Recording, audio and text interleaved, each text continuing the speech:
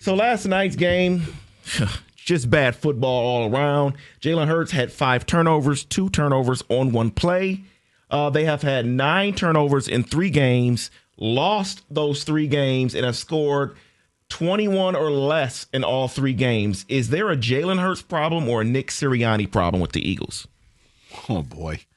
I would probably say it's a little bit of both. I think it's just an Eagles problems with the Eagles. I think there's a lot of things going wrong with this team, David, and I've said for the longest that this is a team that thrives on chaos, but I think the chaos is starting to catch up to them, and I think you're starting now to see people pressing, especially now they're in this losing streak, so you're seeing guys just going out on, even when they score touchdowns, you're getting an offensive holding, and it brings the call back.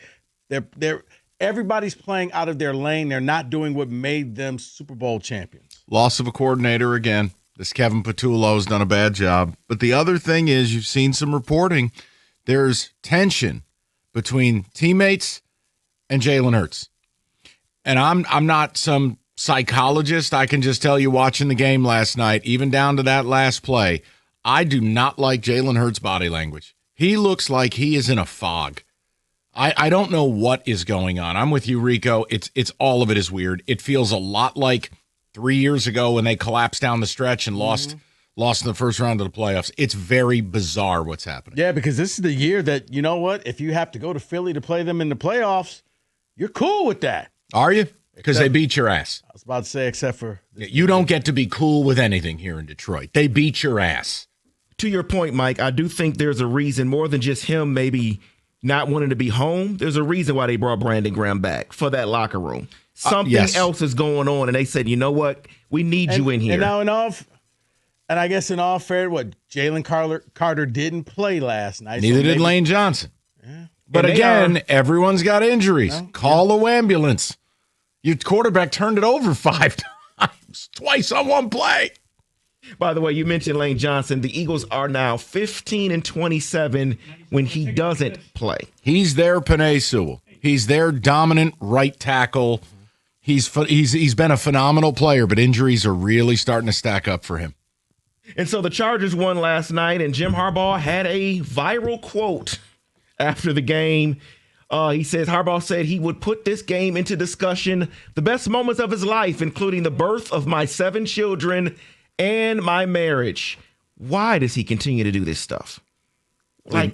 Just leave me out of this. You know what? Rico, you take this. This is one where personal growth, I was going to make a comment. I'm just going to move on. David, he's a weirdo.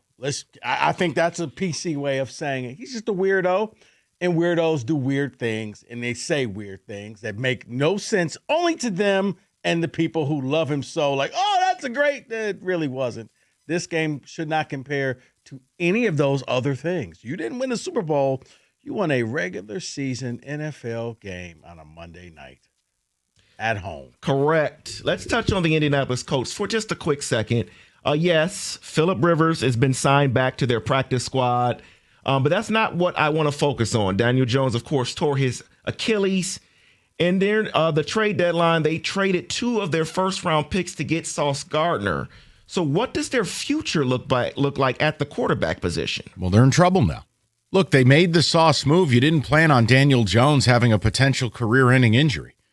You can't calculate that. Now, I know what's going to happen in the gotcha society we live in. Now they're going to act like they knew Daniel Jones' Achilles would explode. Yeah. I think... Remember, Daniel Jones was a potential MVP candidate at the beginning of the year. I think you can explore trades a different way. Kyler Murray will not cost you a lot trade-wise. It'll cost you a lot financially. Mac Jones will probably sign a Baker Mayfield-type contract, meaning about $30 million a year, not $60. They're going to have to go an alternate way. You know what? You need a space filler, Mike, and I'm not trying to be funny, but this is where maybe if you're Indy, you go after a Jameis Winston, somebody who can just get you by. David, stop making that face. Oh, my Just God. Get you by for a year until Daniel Jones is Every back. once in a while, Rico uncorks one of these football takes, and I just go, is he messing with me or what? No. Jameis Winston, if he's a starter for 17 weeks, will throw 30 interceptions. Right. I'm just saying, if you can get him for, I don't know when Jones would be back, like December of next year. Oh, no. I'd rather start Pete Brosmer.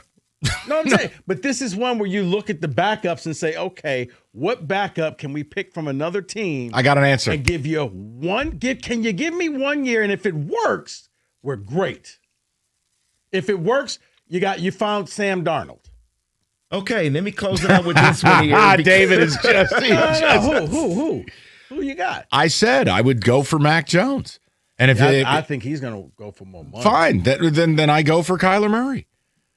It's a ready-made situation. The Cardinals will, quote, give him away to get the money off the books. What's the Daniel? He doesn't have a long contract. No. Oh, okay. They paid him in sandwiches. Never mind. Yeah, go for Mac Jones. David?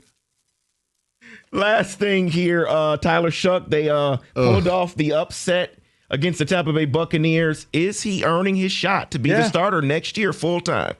I mean, if you're the Saints, just try building around him. Because this is another place where quarterbacks go to die. He said it all. That was perfectly stated. That is in football today.